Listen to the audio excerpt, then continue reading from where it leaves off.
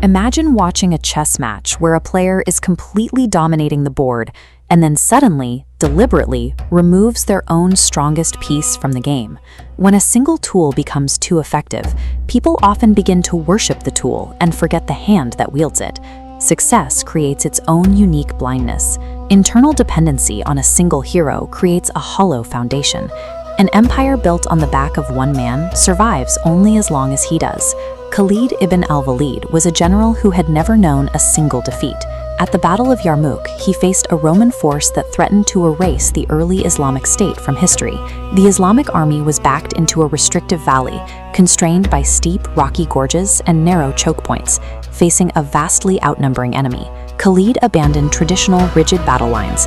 He implemented the Karatis system, breaking infantry into smaller, agile, independent units. He kept a mobile cavalry reserve under direct command, sweeping across the battlefield to plug gaps the moment the Roman army threatened to break through. This dynamic battlefield management exhausted the larger Roman force, eventually leading to the total collapse of their lines. Right at the peak of this victory, the new caliph, Umar ibn al-Khattab, took power and immediately fired Khalid. There was no treason, there was no battlefield failure. Why would a state builder intentionally remove his most capable commander in the middle of a war?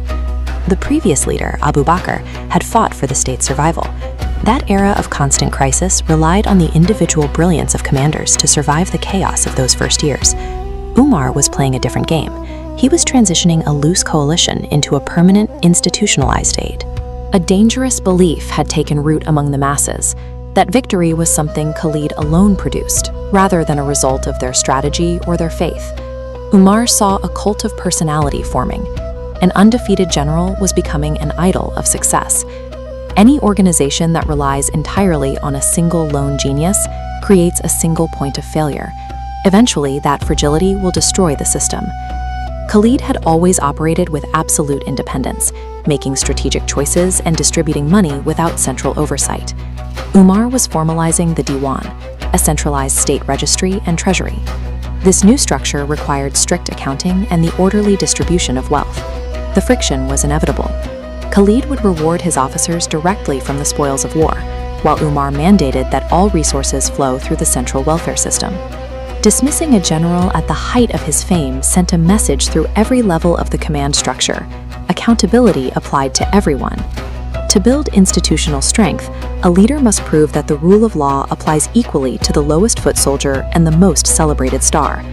Stripping an undefeated general of his command is a recipe for mutiny. Historically, this is how civil wars begin. Khalid did not react with the expected fury of a slighted warrior. He accepted the demotion, looking past the personal insult to treat it as a trial of his true devotion. He relinquished the battle banner to the new commander, Abu Ubaidah. He then stepped back into the ranks to fight as a regular soldier, declaring he fought for the cause, not for the title. True loyalty requires the ability to strip away the title and remain entirely committed to the mission as a common soldier. The state thrived despite the change. Abu Ubaidah sought Khalid's counsel as a tactical advisor, demonstrating that a unified command structure is more resilient than a single hero. The public eventually realized their victories were the product of systemic unity, not the magic of one man. In business, leadership, or life, never let an individual eclipse the system. True leadership requires the courage to smash the idols of success and remove the weight of the ego before it can swallow the empire.